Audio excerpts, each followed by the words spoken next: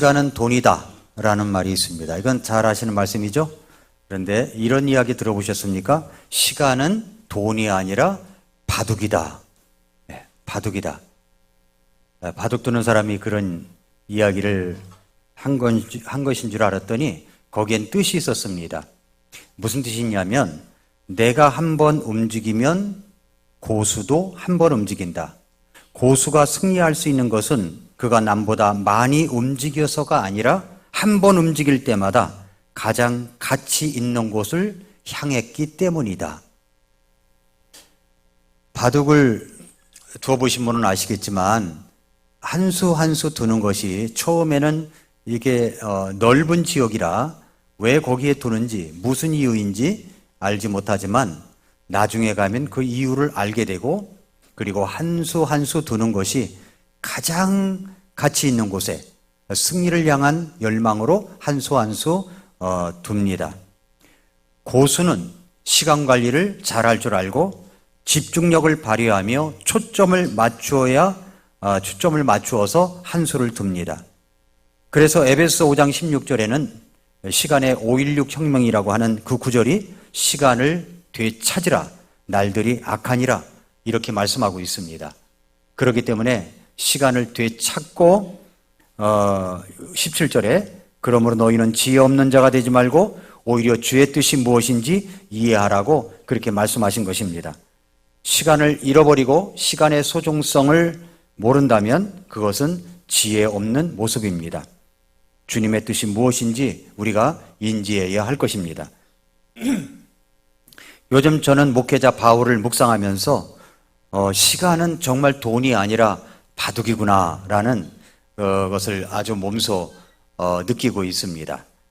한 수 한 수 내 인생의 마지막 그 한 수 한 수다라고 생각을 하면서 이제 시간 관리를 하고 있는데 그러면서 제가 에베소의 말씀을 읽다가 에베소서 1장과 3장 이 두 말씀 속에서 사도 바울의 기도를 발견했습니다. 사도 바울의 기도 1장에도 기도 내용이 나오고 3장에도 기도 내용이 나오는데 이 기도 내용이 정말 깊습니다. 너무너무 깊어요. 그래서 저는 이제 사도 바울의 기도를 보면서 제 자신을 이제 돌아보게 됐습니다. 나는 어떤 기도를 하나님 앞에 올려드리고 있는가? 우리 성도님들을 위해서 기도할 때 무슨 기도를 올려드리는가 했더니 하나님 병이 낫게 도와주세요. 하는 일이 잘 되게 도와주세요. 그리고 만사 형통하게 도와주세요. 진로를 잘 걷게 도와주세요. 이런 것이 굉장히 많더라고요. 사도 바울의 기도하고 이게 참 물론 이 기도를 드려야 되긴 하지만 너무 이게 수준 차이가 나는구나 라는 생각을 하게 됐습니다. 좀 깊이 있는 기도를 해야 되는데 깊이 있는 내용을 가지고 살아야 되는데 사도 바울이 마음속에 깊이 새겨지는 그런 시간이었습니다. 목회자 바울의 깊이 있는 신앙에 정말 감탄을 합니다. 에베소서의 배경은 로마 감옥에서 에베소 성도들을 향해서 이걸 쓴 서신서입니다. 그런데 에베소 교회들을 생각하면서 1장의 기도, 3장의 기도를 드린 이 사도 바울의 모습을 보면서 정말로 이 목회자 이 바울의 깊은 모습을 찾을 수가 있었습니다. 그래서 1장과 3장의 기도 내용을 살펴보고 그 다음에 세 번째로는 사도 바울이 어떻게 이런 영적 깊이가 있을 수가 있게 됐는가 이 부분을 제가 묵상하게 됐습니다. 먼저 첫 번째로 바울의 에베소 성도들을 위한 첫 번째 기도 1장의 내용입니다. 오늘 1장 15절부터 19절 우리가 읽은 내용입니다. 그런데 15절에 보니까 그러므로 주 예수님을 믿는 너희의 믿음과 모든 성도들을 향한 사랑에 대해 들은 뒤에 라고 얘기합니다. 들은 뒤에 뭘 들어요? 에베소 교회 성도들의 믿음을 듣습니다. 그리고 사랑의 이야기를 듣습니다. 그러니까 주 예수님을 믿는 믿음이 우리에게는 정말로 보화인 겁니다. 보물인 거예요. 제가 설교 준비를 하다가 워런 우여스비 책을 보다가 이런 예화가 있더라고요. 거기서 가져온 예화인데, 오래전에 미국에 윌리엄 호스트라고 하는 사람이 살고 있었습니다. 호스트가 누구인가 찾아봤더니 호스트 기업인데 호스트 커뮤니케이션이라고 불리는데 뉴욕에 본부를 두고 산하에 360여 개의 사업체를 두고 있는 회사입니다. 그런데 호스트 커뮤니케이션은 미국의 미디어 기업이에요. 미디어 산업체입니다.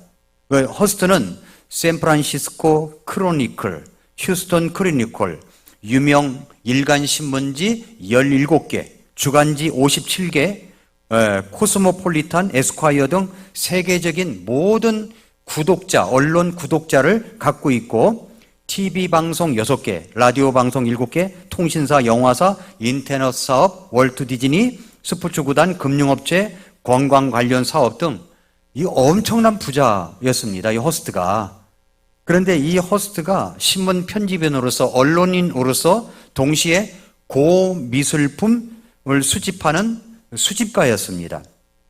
아주 수집광이었습니다.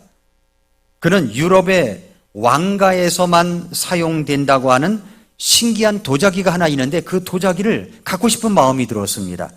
그래서 이제 유럽의 여기저기를 돌아다니면서 도자기 자취를 추적하기 시작합니다.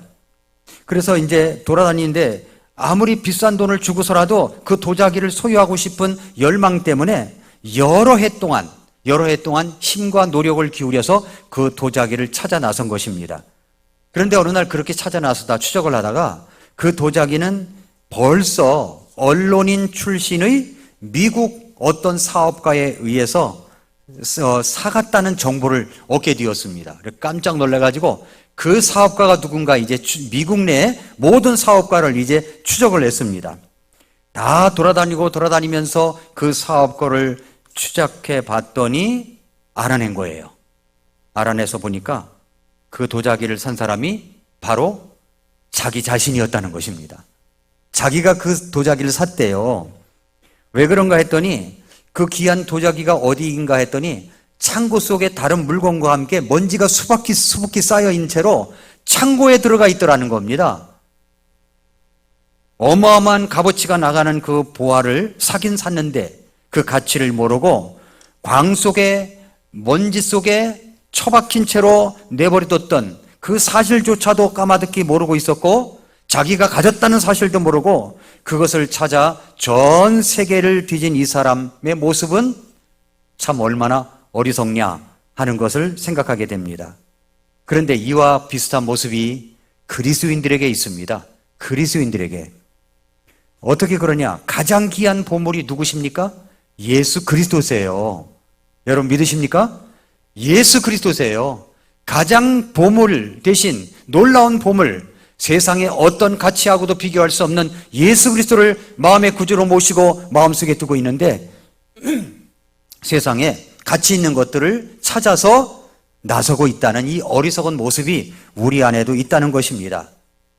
그래서 사도 바울은 에베소 교회 성도들을 위해서 기도하면서 이런 이야기를 합니다. 에베소서 1장 3절에 하나님 곧 우리 주 예수 그리스도의 아버지를 찬송할지어다. 그분께서 그리스도 안에서 하늘의 처소들에 있는 모든 영적인 복으로 우리에게 복을 주셨다는 것을 이야기합니다.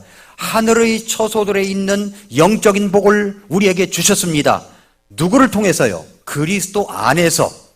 그래서 에베소서는 그리스도 안에서라는 말이 굉장히 많이 나옵니다. 예수님 안에서 바로 보물 대신 영적인 복을 우리가 갖고 있다고, 그걸 누려야 된다고 하는 이야기를 에베소 교회 성도들에게 열심히 전하고 있는 것입니다. 사도 바울은 에베소에서 3년여 동안 제자 훈련을 했던 그런 스승이었습니다. 교회를 개척한 사람이었었어요. 제가 이제 두란노 서원이라고 하는 그 에베소 유적지죠. 유적지가 있는 곳을 가봤던 적이 있습니다. 그런데 거기에 두란노 서원이라고 하는 빌딩이 이거 허물어진 채로 이렇게 좀 낡은 것이죠. 그 있더라고요. 근데 거기에서 3년여 동안 복음을 전하다가 3년여 동안 제자 훈련을 한 거죠. 여러분, 학생들이 학교에서 공부를 할 때 며칠이나 학교에 나간다고 생각하십니까? 그걸 전부 다 종합해 보면요, 3년도 채 안 돼요. 날짜를 계산해 보면. 그런데 3년여 동안 제자들을 날마다 모아다 놓고 에베소 교회 성도들을 가르친 겁니다. 가르쳤더니 아주 정말 놀라운 믿음의 소유자가 들은 거예요. 그래서 오늘 1장 15절에 보니까 그런 말씀을 하고 있는 겁니다. 주 예수님을 믿는 너희의 믿음과 모든 성도들을 향한 사랑에 대해서 들었다라고 이야기를 하고 있는 겁니다. 그래서 예수님 안에 있는 이 놀라운 복을 그들에게 이야기하면서 특별히 예수님 믿은 것으로 모든 것이 전부가 아니다. 예수님 안에 있는 이 보물 대신 영적인 복이 있으니까 그 복을 너희가 누려야 된다. 그러면서 에베소 교회 성도들을 위해서 기도하는 겁니다. 그래서 첫 번째 기도가 1장에 나와 있는 거예요. 두 가지를 놓고 기도합니다. 1장에 보면 두 가지를 놓고 기도합니다. 첫 번째 기도가 뭐냐면 17절에 우리 주 예수 그리스도의 하나님 곧 영광의 아버지께서 지혜와 계시의 영을 너희에게 주사 하나님을 알게 하시고 라고 기도합니다.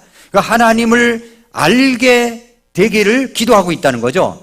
하나님을 알 수 있도록 여기 하나님을 알게 하시고 할 때 이 안다라는 단어를 원어적 의미를 찾아보니까 철저하게 정확하게 아는 것, 정밀하고 정확한 지식을 아는 것을 말합니다. 그러니까 하나님을 아는 지식이 없으면 이게 정밀하고 정확하게 우리가 알지 못한다면 망해버립니다. 호세아 4장 6절에 내 백성이 지식이 없으므로 망하는도다. 그 지식이 어떤 지식입니까? 바로 하나님을 알아가는 지식입니다. 네가 지식을 거부하였으므로 나도 너를 거부하여 네가 나를 위한 제사장이 되지 못하게 할 것이요 네가 하나님의 율법을 잊었으므로 나도 네 자녀를 잊으리라 라고 했고요. 호세아 6장 6절에 보니까 나는 긍휼을 원하고 희생물을 원치 아니하며 번제 헌물보다 하나님을 아는 것을 더 원한다고 말씀하고 있습니다. 하나님에 대해서 정밀하고 정확한 지식을 알지 못하면 어떤 결과를 가져올까요? 이스라엘을 보면 아는 겁니다. 이스라엘이 망해버렸어요. 왜요? 하나님을 알지 못했기 때문에, 하나님을 아는 지식이 없었기 때문에 그런 것입니다. 철저하게 정확하게 알아야 되는 겁니다. 정밀하고 정확한 지식을 가지고 알아가야 됩니다. 어떻게 그럴 수 있을까요? 우리 주 예수 그리스도의 하나님, 영광의 아버지께서 우리에게 하나님을 정확하고 철저하게 알아가라고 주시는 것이 있습니다. 그게 뭡니까? 오늘 말씀에 나와 있잖아요. 그것은 지혜와 지식의 영이라고 이야기를 하고 있습니다. 지혜와 지식의 영. 지혜라는 말이 무슨 말이냐면은 사물의 이치를 빨리 깨닫고 정확하게 처리하는 정신적 능력을 말합니다. 성경적으로 이야기한다면 성과 악을 구분하는 능력입니다. 계시라고 하는 것은 성경과 같은 수준의 새로운 계시를 준다는 의미가 아니라 성경의 진리를 이해하거나 파악하는 것을 이야기합니다. 계시라는 말이 원래 드러내다, 펼치다, 가리워졌던 것이 보여지다라는 뜻입니다. 그래서 지혜의 영, 계시의 영의 역할이 뭐냐면 우리를 도우셔서 하나님을 알 수 있도록 도우신다는 거죠. 지혜의 영, 계시의 영이 하나님을 알아갈 수 있도록 도우십니다. 사도 바울은 감옥 안에 있는데도 불구하고 성도들이 하나님을 정확하게 철저하게 알아가기를 원했습니다. 알아가기를 원해요. 그래서 그것을 놓고 기도했던 것입니다. 여기서 사도 바울의 영적 깊이를 알 수가 있죠. 예수 그리스도 믿고 구원받고 그런 것이 전부가 아닙니다. 예수님 안에 들어오면 영적인 복이 있는데 그 영적인 복, 하나님을 더욱더 깊이 알아가라고 말씀하고 있게 되는 것입니다. 이것이 바로 이제 첫 번째 하나님을 알아가라라고 하는 기도고요. 두 번째 기도는 뭐냐면 지각의 눈을 밝혀 하나님을 알게 해 주시기를 기도하고 있습니다. 18절 보니까 너희의 지각의 눈을 밝히사 그분의 부르심의 소망이 무엇이며 성도들 안에 있는 그분의 상속 유업의 영광의 풍성함이 무엇인지 또 그분의 강력한 권능의 활동에 따라 믿는 우리에게 주어진 그분의 권능의 지극히 크심이 무엇인지 너희가 알게 하시기를 원하노라. 어떻게 해요? 지각을 가지고 지각의 눈을 밝혀서 하나님을 알게 하는데 어떤 하나님이냐면은 부르심의 소망이 무엇인지 그걸 알아야 된다는 겁니다. 부르심의 소망. 하나님은 우리를 부르셨습니다. 하나님은 우리를 구원으로 부르셨어요. 하나님은 우리를 구원의 복음의 소망으로 부르셨습니다. 하나님은 우리를 이 하늘의 왕국의 소망으로 부르셨습니다. 그렇게 부르셨어요. 이 부르신 것뿐만 아니라 이 땅에서 살아가는 동안에 하나님께 쓰임받는 사람으로 우리를 부르시고 계시다는 것입니다. 요즘이 이제 선거철입니다. 선거철이다 보니까 국회의원들이 선거철만 그렇게 잘하는 것 같아. 네, 내가 볼 때는 선거철만 그렇게 잘해요. 뭔가 큰 것을 준 것 같기도 하고 그러는데, 근데 뽑아놓으면 엉뚱한 짓을 하는 국회의원들이 너무 많은데, 여러분, 저는 정말 기도하기를 우리 성도님들이 지혜와 하나님께서 계시의 형을 주셔서 사람을 좀 잘 분별할 수 있기를 바랍니다. 근데 어떤 분이 이야기했대요. 요즘 뭐 하고 계십니까? 그랬더니 뭐라고 얘기했냐면, 정치하는 사람인데 뭐하고 그러냐면 각각께서 불러주시기를 기도하고 있습니다. 그러더래요. 불러주시기를. 나라의 부름을 받고 나라가 불러서, 대통령이 불러서 뭘 시켜준다면 얼마나 영광스럽게 생각합니까? 그런데 하나님께서 오늘 뭐라고 말씀하세요? 우리를 불러주시는데 부르심의 소망이 무엇인지를 알 수 있도록 도와주신다는 겁니다. 그 소망 아세요? 하나님께서 우리를 불러주셨다는 소망을 아십니까? 천국 소망을 여러분 알고 계십니까? 우리 주 예수 그리스도를 믿는 소망이 무엇인지 우리가 알고 계십니까? 이 소망이 무엇인지를 알게 되기를 지각의 눈을 밝혀서 철저하게 깨닫고 우리가 이해를 해서 그게 알게 되기를 사도 바울이 기도하고 있다는 것입니다. 그뿐만 아니라 성도들 안에 있는 주님의 상속 유업의 영광의 풍성함이 무엇인지를 알게 하시기를 기도합니다. 여러분, 주님의 상속 유업의 영광의 풍성함. 영광의 풍성함. 어떤 영광의 풍성함이에요? 상속 유업의 영광의 풍성함입니다. 상속 유업이라는 게 뭡니까? 상속 유업이라는 것은 이게 구약적으로 이야기한다면 하나님의 기업이 누구냐면 이스라엘이에요. 이스라엘. 근데 신약에 와서는 하나님의 영적 기업이 뭐냐면, 영적 기업이 바로 우리의 유업이 예수 그리스도 안에서 구원받은 교회들입니다. 교회예요. 교회가 하나님의 영적 유업입니다. 유업이에요. 교회가 무엇입니까? 구원받은 사람들의 모임을 이야기하고 있지 않습니까? 그러니까 오늘 말씀의 상속 유업은 바로 교회라는 겁니다. 그런데 뭘 알기를 원하냐면은 성도들 안에 있는 주님의 상속 유업의 영광의 풍성함이 무엇인지, 그게 무엇인지 알게 되기를 기도한다는 겁니다. 우린 이것을 알고 있나요? 이 교회의 영광스러움을 알고 있나요? 성경적으로 말씀대로 교회를 세워가고 있는 이 교회의 영광의 풍성한 영적 유업을 알고 있나요? 이것을 알게 되기를 기도하고 있다고 이야기하고 있습니다. 세 번째, 주님의 강력한 권능의 활동에 따라 믿는 우리에게 주어진 주님의 권능의 지극히 크심이 무엇인지 알게 하시기를 기도한다고 그랬습니다. 주님의 강력한 권능의 활동이 무엇입니까? 이것이 바로 성령의 능력입니다. 성령의 능력. 이것을 알게 되기를 기도하고 있다는 것을 여기서 말씀하고 있습니다. 지각의 눈을 밝혀서 하나님을 알게 해주시기를 기도하고 있습니다. 자, 이렇게 이제 첫 번째 기도, 그러니까 사도 바울의 영적 깊이를 알 수가 있겠죠? 무엇을 놓고 기도하고 있는가? 그러면 우리 자신도 이 기도의 대상들입니다. 우리도 이런 영적 깊이가 있는 사람들이 되어야 됩니다.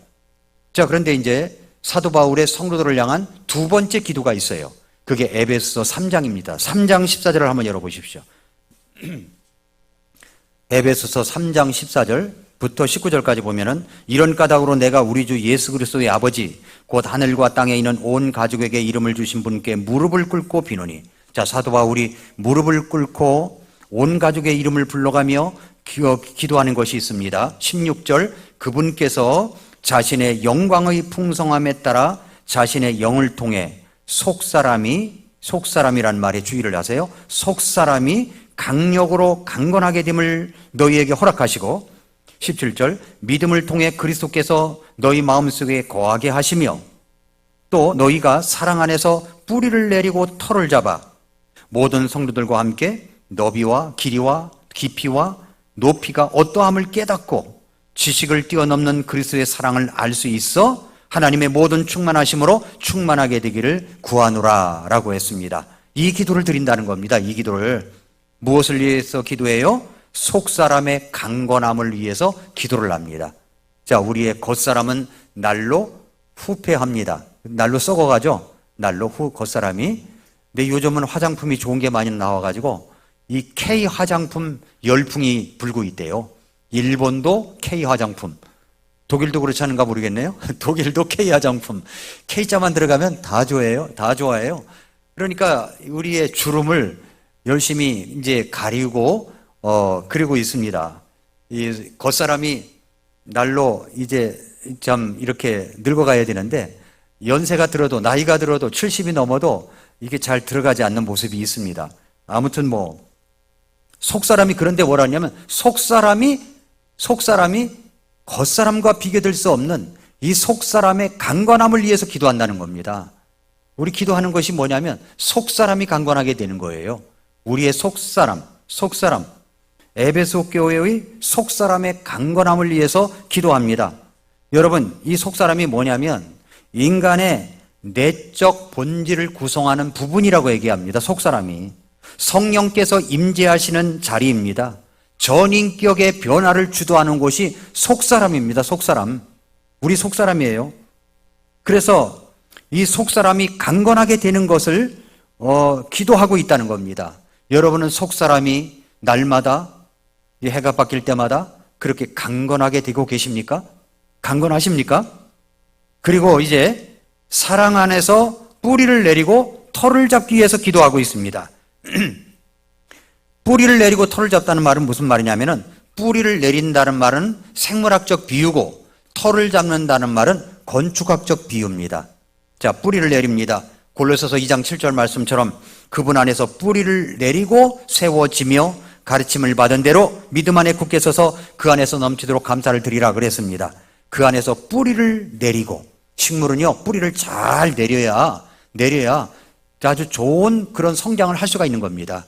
우리도 마찬가지입니다. 뭐라고 그래요? 우리가 뿌리를 내리라는 거예요. 사랑 안에서 뿌리를 내리라는 겁니다. 뿌리를 내려줘야, 뿌리를 내리면 깊이가 있는 사람이 될 수가 있는 겁니다. 뿌리가 깊어져야만 깊이가 있는 사람이 되는 거예요. 그 다음에 털을 잡기를, 이건 건축학적 어떤 그 비유라고 그랬죠? 터가 견고해야 높이 올라갈 수가 있는 겁니다. 높은 빌일수록 이 털을 갖다가 깊이 팝니다. 왜 그래요? 이게 강건하게 올라가게 하기 위해서 그런 거죠. 우리 신앙도 똑같다는 겁니다. 뿌리를 내리고 털을 잡으라는 거예요. 우리 신앙도 뿌리를 내리고 털을 잡는 신앙이 되라는 겁니다. 겨우 예수님 믿고 구원받은 것 하나 때문에, 이거 겨우가 아니지만 아무튼 그것은 기초적인 것에 불과하다는 거죠. 그런데 그거 하나 붙잡고 살아가는 게 아니라 우리 예수님 안에서 사도 바울이 기도한 것처럼 사랑 안에서 뿌리를 내리고 털을 잡기를 기도하고 있습니다. 누가요? 에베소 교회 성도들이 그렇게 되기를 간절히 구하고 있다는 것입니다. 우리도 마찬가지입니다. 우리가 뿌리를 내리고 털을 잡는 신앙이 되어야 됩니다. 그래서 연세가 든 우리 성도님들, 집사님들을 보면은 깊이가 있다라는 생각을 많이 가져요. 깊이가 있구나. 왜 그런지 아십니까? 사랑 안에서 뿌리를 내리고 터가 견고하기 때문에 그런 거예요. 나이가 들어도 이제 우리가 어떤 뿌리를 내리지 못하고 있으면은 불안하고 초조하고 그럽니다. 그러니까 뿌리를 깊게 내려야 되는 거, 뿌리를 깊게 내리는 모습들이 있어야 된다는 거죠.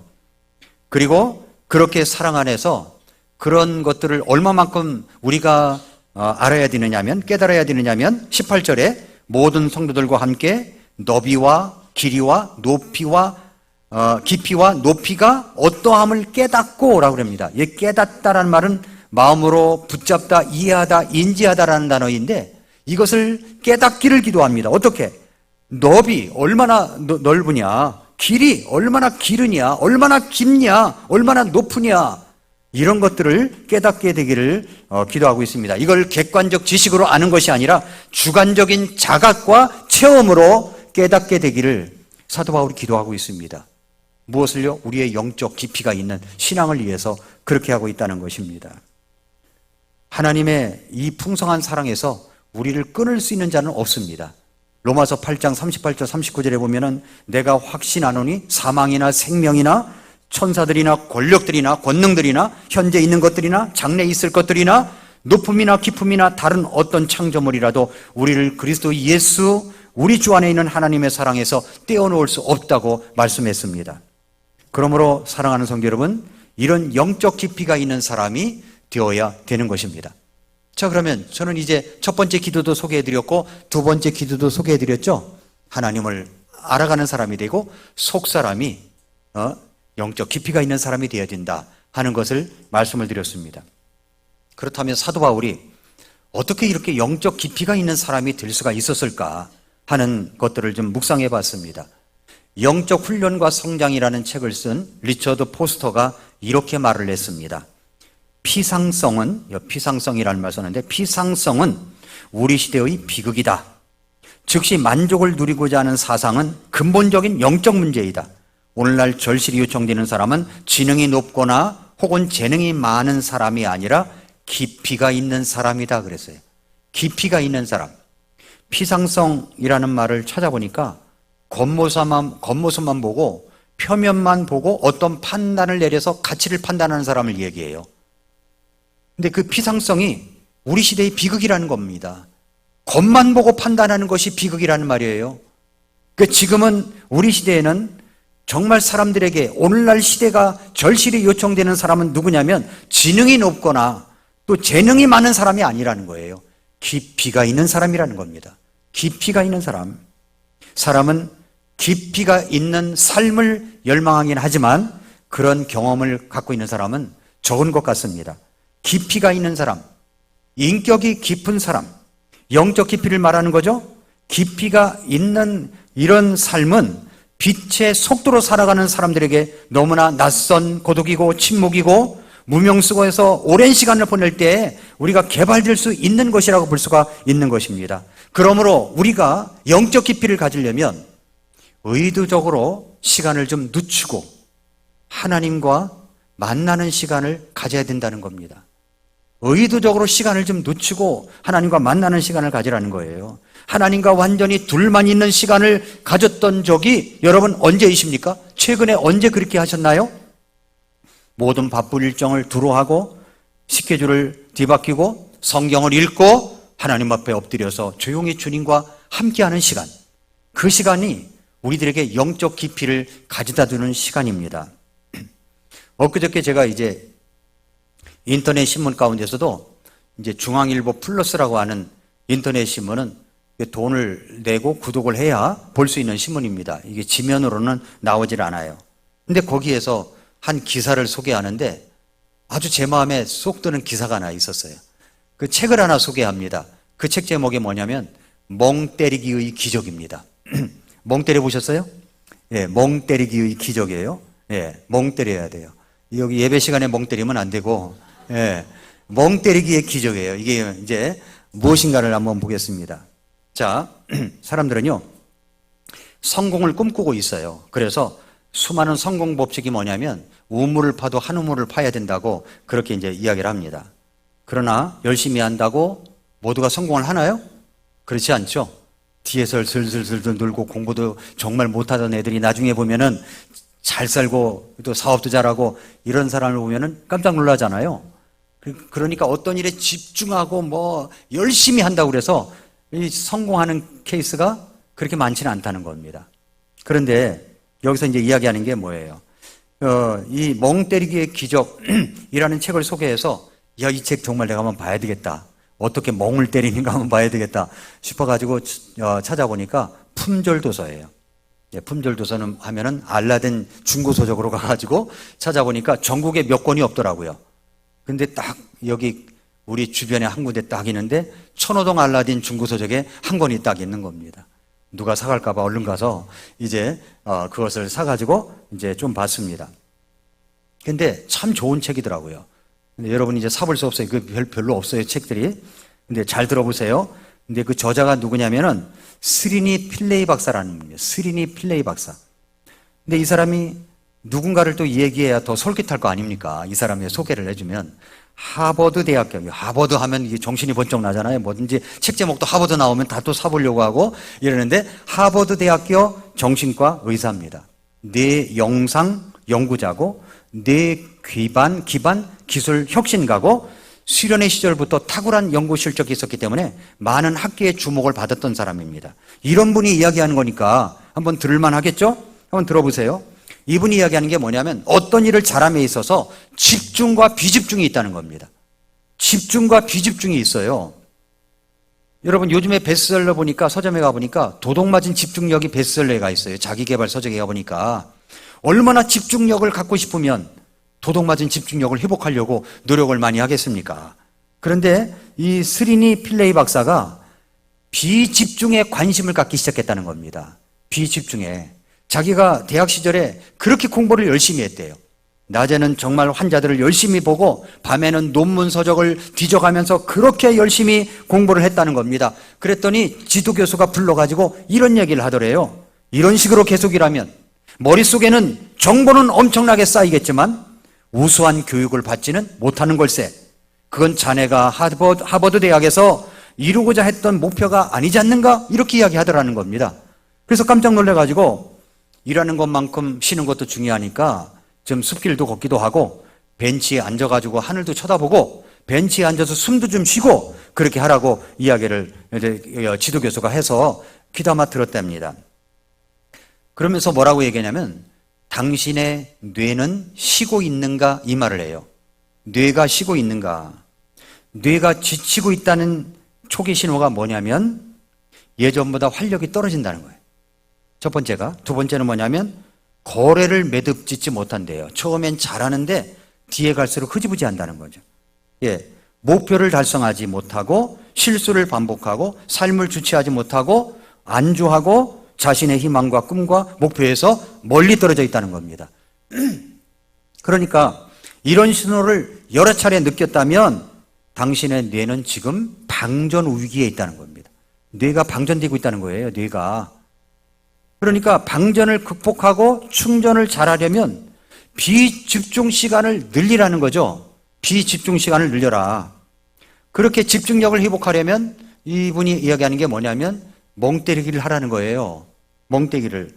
그러면서 집중과 비집중은 균형을 이루어야 어떠든지 효과적인 그런 탁월함을 나타낼 수가 있는데 그러면서 이야기를 합니다. 이분이 이제 손전등 비유를 해요. 앞에 비추고 멀리 비추는 걸 이야기하는데 저는 손전등이 아니라 이렇게 생각해 봤어요. 우리가 운전을 하다 보면은 라이트를 비추잖아요. 근데 상향등과 하향등이 있지 않습니까? 그런데 시골길을 가다 보면은 하향등만 켜고 가면 시골길을 잘 모르니까 이 가로등도 없으니까 상향등을 켜야 될 때가 있습니다. 그럼 상향등을 켜면 멀리까지 보이잖아요. 넓게 보이고 멀리까지 보입니다. 그리고 앞에 차가 오면 하향등을 내립니다. 하향등으로 내립니다. 하향등은 뭐냐면 바로 눈앞에만 보는 거예요.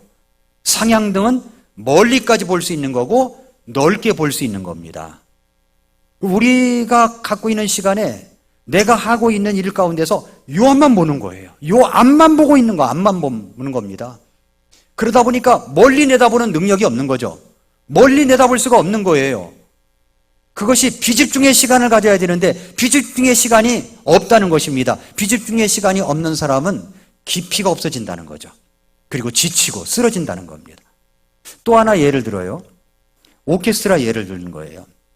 오케스트라 예가 뭐냐면 집중은 모든 단원이 개인적으로 각자 맡은 그 악보가 있는데 그 악보 부분을 숙달하기 위해서 연습을 해야 되는 겁니다. 이게 집중이에요. 하지만 콘서트가 시작을 해가지고 지휘자가 등장을 해서 이제 오케스트라 연주를 할 때 이것을 이 자신의 기량과 소리가 있지만 이걸 전체와 잘 조화시켜 가지고 곡 전체에 내가 맡은 분야를 녹아 넣을 수 있어야 된다는 겁니다. 그러니까 녹아 넣을 수 있는 것이 비집중이라고 이야기를 하고 있습니다. 자신이 맡은 부분을 연주하면서 악보를 따라갈 수 있도록 집중하는 동시에 주기적으로 지휘자를 봐라는 거예요.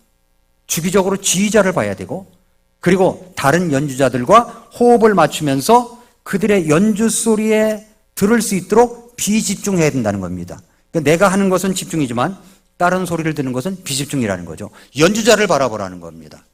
저는 이것도 우리 그리스도인들 똑같다고 생각이 들어요. 내가 하는 일에 집중해야 되지만 누구를 바라봐야 돼요? 우리의 영적 지휘자인 예수 그리스도를 바라봐야 되는 겁니다.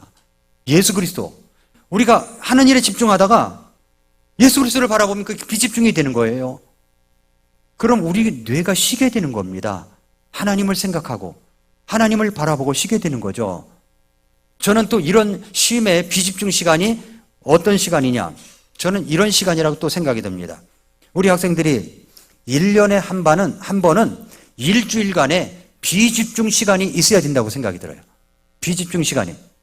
그래서 이번에 학생들이 선교지에 가는 것은 어떤 곳이냐면 비집중 시간을 갖는 겁니다. 비집중 시간. 가서 뭘 하겠어요? 비행기를 우선 타요. 세계를 바라보고 비행기를 탑니다. 인천공항이 세계 몇인지 아십니까? 인천공항에 들어오는 순간, 외국 나갔다가 들어오는 순간, 야, 우리나라가 잘 사는구나. 이걸 느끼지 않습니까? 외국에 있는 사람들이 한국에 와가지고 제일 먼저 느끼는 게 인천공항에 이 어마어마함에 깜짝 놀라는 거예요. 우리는 뭐 그냥 대수롭지 않게 이렇게 가도 깜짝 놀라는 겁니다. 그런데 깜짝 놀라는 거죠. 그런데 비행기를 타고 이제 외국을 갑니다. 그럼 내려서 다른 나라를 봅니다. 예를 들어 몽골을 갑니다. 몽골에 가면은 이제 우리 교회 선교지, 선교사님들이 한 선교지를 코스만 돌아봐도 하루 종일 걸려요, 사실은. 하루 종일 걸려요. 그런데 곳곳에 작은 도서관을 세워놓고 아이들을 불러 모아놓고 거기서 여러 가지 이제 준비한 것들을 나누고 아이들과 게임도 하고 이야기하면서 성경도 가르쳐주고 이런 것을 경험하는 거죠, 거기서.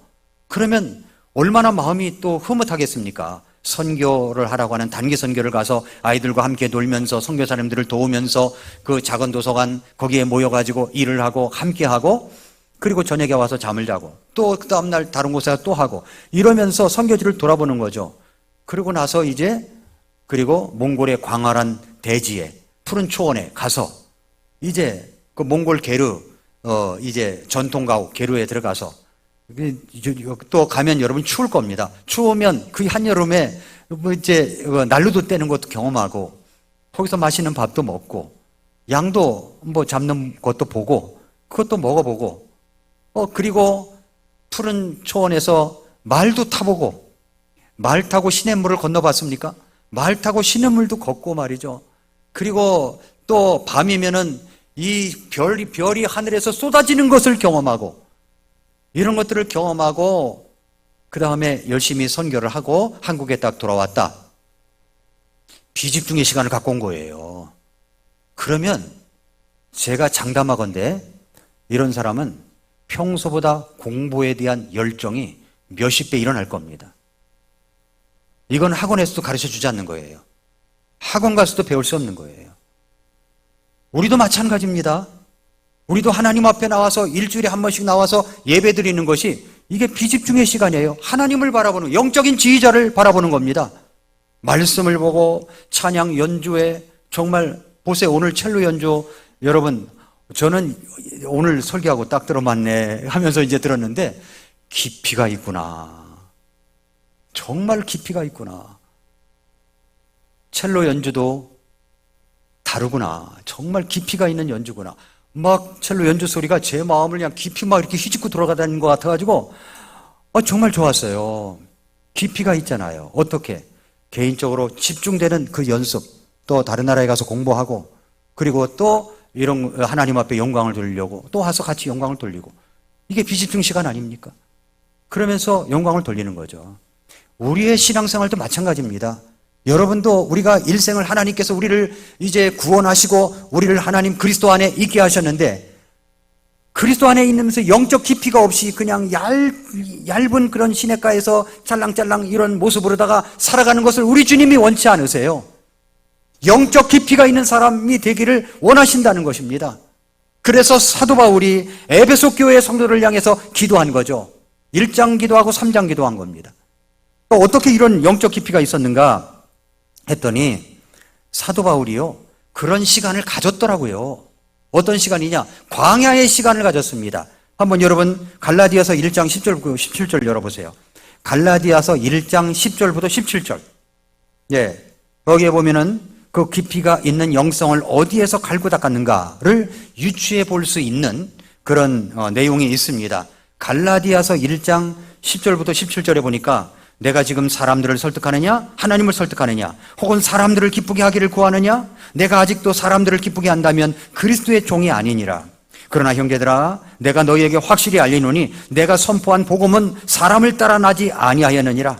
나는 그것을 사람에게서 받지도 아니하고 배우지도 아니하였으며 다만 그것은 예수 그리스도의 계시에 의해 주어졌느니라. 언제 그런 계시를 받았냐는 겁니다. 13절 과거에 유대인들의 종교 안에 있을 때 행한 나의 행실에 관해 너희가 들었는데 내가 하나님의 교회를 극도로 핍박하여 피폐하게 하였고 내 조상들의 전통들에 대해 더욱 열심을 내어 내 민족 가운데서 나와 동등한 많은 사람들보다 유대인들의 종교에서 앞서 나가느니라. 그러나 내 어머니 태에서부터 나를 구별하시고 자신의 은혜를 통해 나를 부르신 하나님께서 내가 자신의 아들을 이교도들 가운데서 선포하도록 그분을 내 안에 계시하기를 기뻐하셨을 때, 이거 구원받았단 말이죠. 다마스쿠스에서 구원받았을 때를 이야기합니다. 그때 내가 곧바로 혈육과 의논하지 아니하였고, 혈육과 의논하지 않았다는 겁니다. 어떻게 했어요? 나보다 먼저 사도가 된 자들을 만나려고 예루살렘에 올라가지도 아니했다는 겁니다. 그럼 어떻게 했느냐? 아라비아로 들어갔다는 겁니다. 아라비아에서 3년 동안 생활했어요. 아라비아로. 그 다음에 다시 다마스쿠스로 돌아왔다. 다마스쿠스에서 얼마 떨어진 아라비아에 가서 그 광야에서 그곳에서 아라비아에 있었다는 것을 이야기합니다. 아라비아, 정확히 어디라고 알 수는 없지만 그는 아주 넓은 황무지로 간 것은 틀림이 없습니다. 이곳은 다마스쿠스에서 그리 멀지 않은 곳입니다. 황량한 광야입니다. 그곳은 대부분 소수의 베두인족만 살고 있었을 뿐 버려진 땅이었습니다. 아마 바울은 이 광야의 거주자들과 함께 살았을 것입니다. 그 삶의 양식이 이전 바리새인의 정신없는 삶의 속도와는 대조적으로 단순했을 그런 사람들과 함께 아라비아에서 하나님의 예수 그리스도의 계시를 받으면서 생활했다는 거죠. 장소의 문제가 아니라 왜 아라비아였는가 하는 것입니다. 왜 아라비아였는가? 여러 가지 추측할 수는 있겠지만 정확히는 모릅니다. 우리가 알 수 있는 것은 뭐냐면 그가 3년 동안 이전 생활 양식과는 단절하고 고독과 침묵과 함께 깊은 영적 시간을 가졌다는 데 있는 것입니다. 광야 어딘가에서 말입니다. 사울의 생애 속에서 설명되지 않는 1000일이 넘는 시간이 그에게 확보되어 있었다는 거죠. 그 시간 동안 혼자 지냈습니다. 오로지 혼자만 생각하고 혼자서 기도하고 혼자서 내적으로 씨름하며 주님의 음성을 들으면서 지냈다는 것입니다. 바울의 그 영적 깊이와 신학을 정립한 곳이 바로 그 광야 아라비아였다라고 하는 겁니다. 그렇다면 사랑하는 성도 여러분, 저와 여러분의 아라비아는 어디입니까? 오늘 비행기 티켓 끊고 다 아라비아로 가야 됩니까? 그래서 그게 아니죠. 우리들만의 아라비아가 있어야 된다는 겁니다. 그것이 바로 주일날 예배가 될 수 있는 것이고, 여러분이 아침에 일어나 하나님과 함께하는 시간이 될 수 있는 것이고, 어느 날은 일부러 이제 휴가를 내가지고서 오늘 하루 종일 날 하나님과 묵상하고 말씀만 보겠다 해서 어느 일정한 장소에서 조용한 시간을 보낼 수 있는 것이고, 때로는 선교지에 가서 그 선교사님들을 도우면서 그 선교 봉사를 하는 그런 것일 수가 있는 것입니다. 저는 이 말씀을 보면서 나도 정말 이 멍 때리기가 필요하구나 라는 생각을 했어요. 아주 정말 바쁘게 살아갑니다. 네, 멍 때리기 시간이 필요하구나 라고 생각을 했어요. 우리들도 마찬가지입니다. 영적 깊이가 있느냐는 거예요. 그저 교회만 왔다 갔다 하는 그런 사람이면요, 헌신도 봉사도 그냥 슬쩍 하다 끝나버리는 거예요. 깊이가 없어요. 깊이가 없어요. 자기 생활에만 바빠요. 그러니까 집중만 하는 거예요. 자기 생활만 집중하는 겁니다. 비집중이 없어요. 오케스트라에서 지휘자를 바라보지 않고 지휘자가 인도하는 대로 따라가지 않으려고 하는 겁니다. 우리의 영적 지휘자는 예수 그리스도이십니다. 그 주님을 바라보고 집중과 비집중을 섞어서 우리가 생활할 때 하나님께서 원하시는 영적 깊이가 있는 그리스도인들이 될 줄로 믿습니다. 기도하겠습니다. 이 시간 조용히 머릿속에서 우리 자신을 돌아보고 기도하겠습니다. 우리에게는 집중과 비집중의 시간이 균형 잡게 되어 있습니까? 왜 이렇게 자기 생활에만 바쁘죠? 왜 이렇게 자기에만 몰두해 있습니까? 영적 깊이 있는 시간을 갖기 위하여 사도 바울이 기도했던 1장과 3장을 보십시오. 하나님을 알게 되기를 기도했습니다. 속사람이 강건하게 되기를 기도했습니다. 우리도 하나님을 정확하고 철저하게 알아가야 됩니다. 영적 깊이가 있는 사람이 될 수가 있어요. 또 뿐만 아니라 속사람이 강건한 사람이 되어야 됩니다. 그렇게 될 때 하나님께서 영적 깊이가 있는 사람으로 우리를 쓸모 있는 사람으로 만들어 주실 것입니다. 우리의 영적인 아라비아는 어디입니까? 그걸 마련하십시오. 만들어내십시오. 그래서 영적 깊이가 있는 사람이 되게 해달라고 이 시간 잠깐 기도하겠습니다.